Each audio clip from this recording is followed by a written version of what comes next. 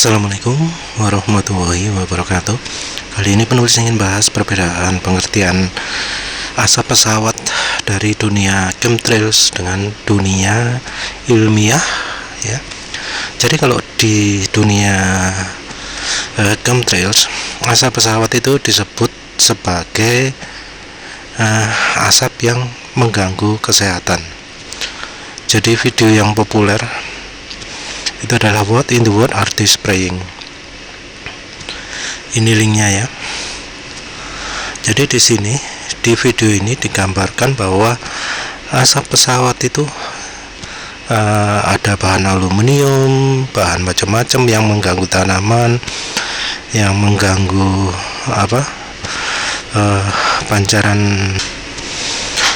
pancaran sel surya, sehingga tidak bisa efisien ya.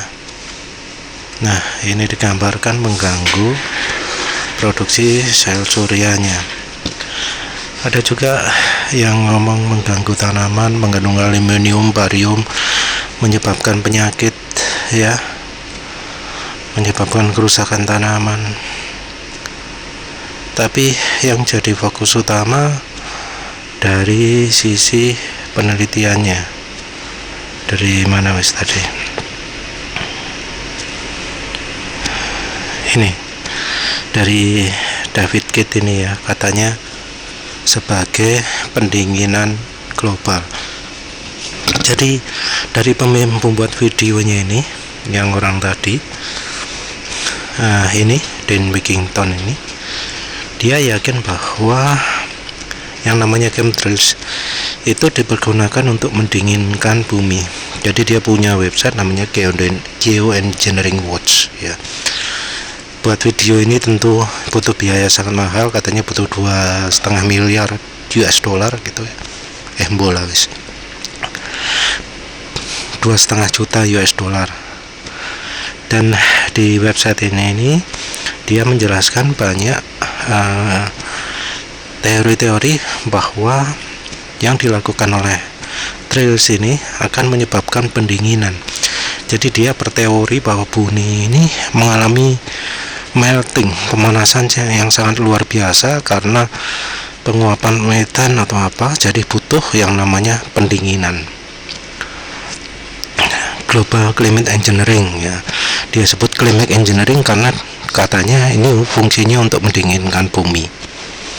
Jadi banyak sekali penjelasan soal itu di sini. Silahkan lihat sendiri ya. Nah, sini juga ada contoh-contoh yang disebut sprayingnya apa, pemanasannya pendinginannya gimana. Ada juga penyakitnya. Ini katanya alat-alat yang terpasang di pesawat. Ini juga alat-alat yang terpasang di pesawat. Nah, apa benar yang diomongkan ini? Kan ini kan masih sepihak. Nah, kita lihat informasinya dari NASA. Ini informasi dari website Safe Landing ya.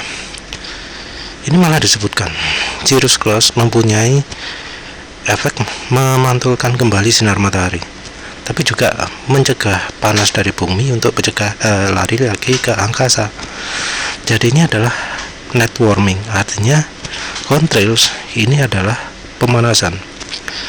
Chemtrails sangat buruk bagi cuaca ketika di sore atau malam hari, bersifat seperti pemanasan yang membuat bumi makin panas. Ini bukan NASA ya.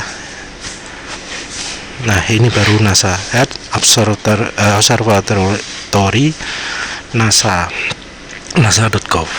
Nah, ini gambarnya chemtrails. Awan cirrus yang dibentuk oleh chemtrails mempunyai kemampuan untuk meningkatkan suhu temperatur rata-rata yang bisa menyebabkan tren pemanasan di seluruh Amerika yang terjadi mulai dari 74 sampai 94. Menurut senior research scientist NASA Patrick Minnis, ada peningkatan 1% tiap dekade untuk penutupan awan cirrus oleh penerbangan. suhu daratan atau di atmosfer yang rendah itu meningkat hampir setengah derajat Fahrenheit tiap dekade antara 75 sampai 94. Jadi ada peningkatan suhu yang cukup tajam karena adanya contrails ini, karena cirrus clouds yang dibuat oleh contrails. Jadi cirrus clouds-nya dibuat oleh contrails. Nah, ini juga sama ini. Ini ada peta pemanasan ya. Dan kelihatan bahwa pemanasan terjadi di daerah yang tinggi trafiknya.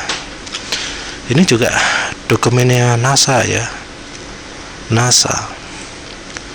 Ini juga peneliti menemukan contrails memproduksi pemanasan regional yang sangat besar.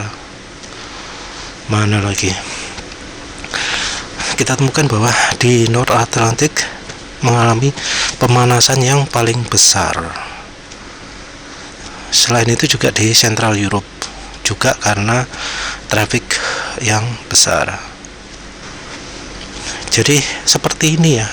Jadi yang anehnya ya, yang ngomong chemtrails itu merusak kesehatan macam-macam, ngomong chemtrails itu sebagai pendinginan, padahal NASA justru menyebutnya sebagai pemanasan. Aneh kan ya, yang ilmuwan ngomong chemtrails pemanasan, yang teori kayak gini malah nyebut pendinginan.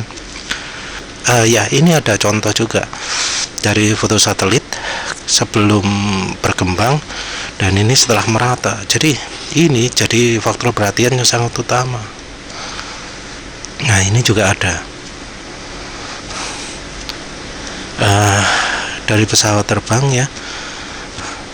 Contrails mempunyai efek pemanasan daripada karbon yang dihasilkan selama 100 tahun terakhir. Jadi efek pemanasan karena contrails ini jauh lebih besar daripada efek emisi CO2 yang dihasilkan lebih dari 100 tahun selama 100 tahun terakhir.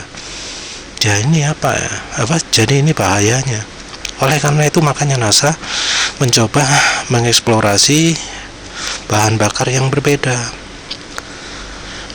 Nah, ini untuk mencari bahan bakar yang bisa mengurangi paparan contrails. Jadi ini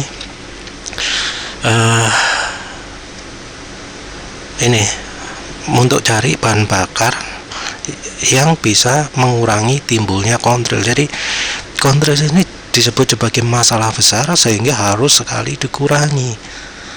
Jadi salah ya kalau ada yang ngomong asap ini bikin dingin. Enggak, karena NASA justru ingin mengurangi itu. Ini juga ada ya. Nah, ini juga sudah ditemukan bahwa menggunakan bahan bakar pesawat yang lebih ramah ya, bisa mengurangi timbulnya contrails, mengurangi efek penerbangan pada lingkungan. Jadi ini sudah jelas ya bahwa efek dari contrails mempunyai pengaruh lebih besar pada cuaca daripada emisi karbon. Ini ya. Ini yang ngomong NASA, tak terjemahkan Indonesia ya. Kita tahu bahwa pembentukan contrail dari knalpot jet memiliki dampak yang lebih besar dan lebih cepat terhadap iklim dibandingkan emisi karbon dioksida. Yang ngomong ini NASA. Jadi ya selama ini ya kekhawatiran penulis itu, contrails itu harus cepat ditangani karena pemanasan global itu rasanya lebih karena contrails, bukan dari emisi karbon. Ya wis lah, itu saja. Nah ya, semoga paham. Terima kasih sudah menonton. Assalamualaikum warahmatullahi wabarakatuh.